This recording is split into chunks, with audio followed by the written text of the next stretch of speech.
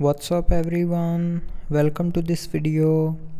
In this video I will show you how to use the gallery image clipper in Galaxy S25 Ultra. So first of all, open gallery. Now in the gallery open a image. Now to use the image clipper, press and hold on a object in the gallery or photo. When our object is clipped, release your finger and then it will show a menu. So from this menu you can copy the clipped object, you can share the clipped object, you can save that object that you have clipped as a sticker, or you can save that as a image. So from here choose a option.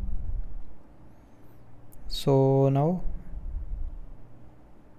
you can see that object is clipped.